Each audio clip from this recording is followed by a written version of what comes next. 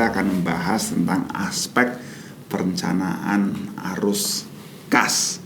Ya, jadi kita akan coba simulasikan ya, berapa sih sebetulnya nih ya tambahan dana yang diperlukan oleh suatu startup ketika membutuhkan dana untuk pengembangan usaha. Nah, pertanyaan ini tuh paling sering diajukan oleh founder. Ketika setelah tahun pertama, biasanya founder ini akan mencoba mempertimbangkan untuk mencari dana tambahan dari pihak ketiga. Nah, berapa jumlahnya? Nah, ini yang sering menjadi pertanyaan besar ya, dan kita akan coba jawab ya, tentu saja dengan simulasi perusahaan bagi ilmu menggunakan neraca dan juga laporan laba rugi yang sudah kita buat sebelumnya. Nah, jadi kita akan membuat serangkaian perencanaan ya. Untuk keperluan itu kita merancang beberapa skenario atau asumsi yang mungkin terjadi ya. Dan tentu saja skenario ini yang nantinya akan kita pakai untuk menjawab seberapa besar sebetulnya modal atau suntikan dana baru yang diperlukan ya untuk menjadi suatu startup. Jadi kita asumsikan di kuartal pertama, Q1 adalah kuartal pertama ya, startup mendapatkan suntikan dana baru dari angel investor sebesar X. Nah, X ini yang akan kita cari ya, berapa nanti yang sebetulnya dibutuhkan ini ya. Nah, ada asumsi yang lain ya, jadi perusahaan akan membeli bahan baku senilai 400 juta ya dengan uang tunai. Lalu kemudian di kuartal 1 juga perusahaan akan mengumpulkan piutang usaha dari pendapatan tahun sebelumnya sebesar 250 juta. Lalu pada awal tahun perusahaan merekrut karyawan produksi ya dengan gaji tahunan adalah 120 juta atau 30 juta setiap kuarternya ya, setiap 3 bulan. Lalu kemudian asumsi yang kelima adalah perusahaan memproduksi 1.200 barang ya, dan sisa persediaan bahan pada akhir tahun adalah 100 juta. Lalu pada asumsi yang keenam ya, asumsikan CEO tersebut mengharapkan mendapatkan gaji sebesar 200 juta atau 50 juta per kuarter. Lalu muncul biaya lain-lain sebesar 100 juta atau 25 juta per kuarter. Dan di asumsi yang ke-8 ini kita lihat misalnya perusahaan berhasil menjual 1.000 produk ya dengan harga satuan 1 juta per produknya, dan pembayaran dilakukan 1 kuartal kemudian ya.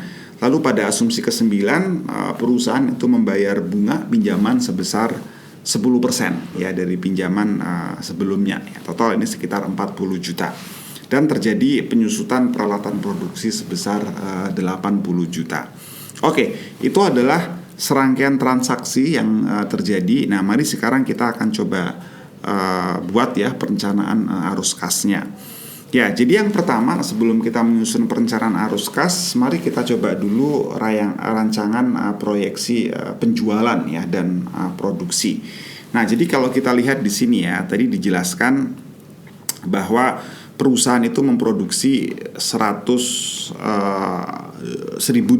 barang dan sisa persediaan bahan pada akhir tahun adalah 100 juta. Jadi kita asumsikan di sini 1.200 itu kita bagi rata ya, setiap kuarternya adalah produksi sebesar 300. Nah, lalu kemudian perusahaan juga menjual totalnya 1.000 produk dengan harga satuan 1 juta. Sehingga kalau kita lihat, kita asumsikan di Q1 perusahaan menjual 200, Q2 menjual 200, Q3 menjual 300, Q4 menjual 300.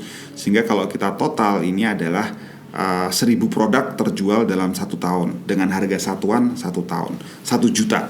Nah, sehingga persediaannya bisa kita hitung pada kuartal 1 perusahaan memproduksi 300 unit barang dan dijual 200, maka sisa persediaannya 100. Demikian juga di kuartal kedua produksi barangnya 300 ya, jadi totalnya ada 600 produk dan hanya terjual 400 ya, sehingga total ada 200. Demikian seterusnya di kuartal ketiga perusahaan kembali memproduksi 300 dan sudah terjual ya. Jadi kalau kita total sampai kuartal ketiga ini ada 900 dan sudah terjual 700 ya, 200 tambah 200 tambah 300 sehingga persediaan barang jadinya ada 200. Dan di kuartal keempat lagi-lagi perusahaan memproduksi 1.300 produk ya.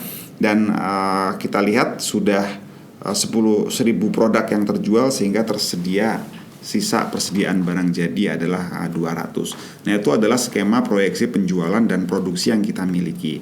Nah, berikutnya mari coba kita lihat asumsi setiap transaksi yang tadi kita buat ya. Jadi masih ingat tadi ya, perusahaan mengumpulkan piutang usaha dari pendapatan tahun sebelumnya sebesar 250 juta. Nah, masih ingat ya, di neraca kita perusahaan masih punya piutang sebesar 250 juta. Nah, ini yang baru kemudian direalisasi di tahun kedua. Sehingga apa? Kalau kita lihat di sini ya, ada penambahan arus kas dari operasional di tahun kedua itu sebesar 250 juta. Nah, ini yang dimasukkan di Q1. Nah, sebelumnya saldo awal sebesar 60 juta ini juga kita masukkan dari kas neraca yang sudah kita punya sebelumnya. Ini sebagai saldo awal kita ya. Dan kita masukkan di sini sebesar 60 juta. Nah, berikutnya kalau kita lihat di sini ya, transaksinya kemudian berlanjut ya. Jadi perusahaan membeli bahan baku senilai 400 juta dengan uang tunai. Ya, jadi kita lihat pembelian bahan baku sebesar 400 juta. Dan pada awal tahun perusahaan merekrut karyawan produksi dengan gaji tahunan sebesar 120 juta atau 30 juta per kuartal. Sehingga 30 juta per kuartal ini kita akan bagi di sini 30 ya. Lalu kemudian gaji tahunan CEO adalah 200 juta atau 50 juta per kuartal. Kita bagi lagi ya, 50 juta, 50 juta, 50 juta di sini. Lalu kemudian ada biaya lain-lain sebesar 100 juta atau 25 juta per kuartal. Kita masukkan di sini 25 ya. Dan di transaksi yang ke-9, perusahaan membayar bunga pinjaman sebesar 10% atau 40 juta. Ini kita masukkan sebagai bunga di sini, keluar 40 juta. Nah, sehingga kalau kita lihat di sini ya, terjadi perubahan posisi kas ya. Masih ingat tadi ya, di saldo awal kita punya 60 juta. Lalu ada pengumpulan pendapatan sebesar 250 juta.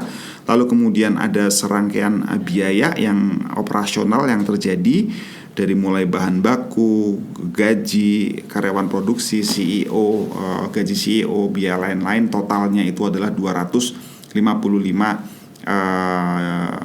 juta ya. Sehingga kalau kita lihat di sini kas perusahaan itu menjadi minus 195 karena pemasukannya lebih sedikit daripada pengeluarannya.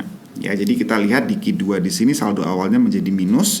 Lalu kemudian perusahaan mengumpulkan pendapatan ya sebesar 200 juta dan kita kurangkan lagi sehingga kemudian di sini kalau kita lihat sisanya kemudian 200 dikurangi 30 dikurangi 50 dikurangi 25 itu menjadi 95. Nah, sehingga apa? Saldo awalnya itu adalah 195 ya, minus ya, ditambah plus 90 juta sehingga 95 juta sehingga menjadi minus 100 juta ya, kita lihat di sini ya. Lalu berikutnya di kuartal ketiga juga kita lihat ya, pendapatan ada 200 juta dikurangi 30 juta dikurangi 50 juta dikurangi 25 juta, totalnya adalah 95 juta. Ya, sehingga kalau kita lihat di sini dari minus 100 juta itu kita tambahkan 90 juta, minusnya menjadi minus 5 juta di atas di sini ya. Nah, kemudian pada kuartal 4 terjadi pengumpulan pendapatan sebesar 300 juta dan biaya yang dikeluarkan, arus kas yang dikeluarkan adalah 30, 50, 25, 40 ya. Sehingga kalau jumlahkan ada total surplus sebesar 155 juta. Nah, sekarang kita lihat di sini ya, ada penurunan saldo akhir ya. Jadi kalau kita lihat di awal kita punya 60 juta ya, tapi di akhir kuartal 1 uang kita tinggal minus 195 juta ya. Berarti ada perubahan pada kas itu sebesar 255 juta ya. Nah, tentu saja di sini sudah memunculkan pertanyaan ya. kita tidak mungkin menjalankan perusahaan kita dalam keadaan negatif terus seperti ini. Nah, sehingga kemudian kita harus mencari dana dari pihak ketiga. Nah, berapa dana pihak ketiga yang dibutuhkan? Ya, tentu saja kita bisa saja mengatakan ya mungkin 195 supaya kas kita itu tetap ada ya. Jadi kalau kita ingin ajukan 195 tentu saja itu terlalu konservatif ya, sehingga itu sangat tidak disarankan.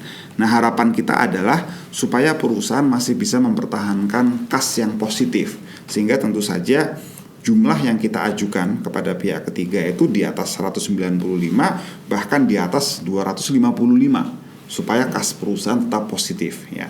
Berapa yang diajukan? Ya, kita simulasikan misalkan ya kita mengajukan dana 500 juta. Nah, 500 juta ini kita masukkan sebagai pemasukan arus kas dari pendanaan. Ya, jadi ada suntikan dana angel sebesar 500 juta yang pada akhirnya membuat saldo akhir kita itu menjadi positif. Ya, jadi kalau kita lihat sebelumnya masih negatif karena ada tambahan 500 juta di sini, nah sehingga saldo akhirnya kemudian menjadi positif.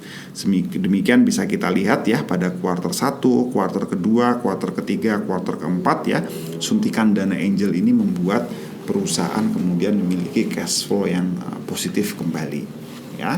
Nah, demikian ya ringkasannya tadi kita sudah bahas ya, kita sudah belajar bagaimana perusahaan menyusun laporan arus kas berdasarkan aktivitas operasionalnya ya. Lalu kemudian kita juga sudah membahas ya bagaimana perusahaan sebetulnya bisa menentukan ya jumlah pendanaan yang dibutuhkan untuk menutupi arus kas negatif dari aktivitas operasional. Dan terakhir kita tadi juga sudah membahas tentang bagaimana perusahaan bisa menyusun laporan arus kas berdasarkan pendanaan yang masuk tadi ya. Terima kasih.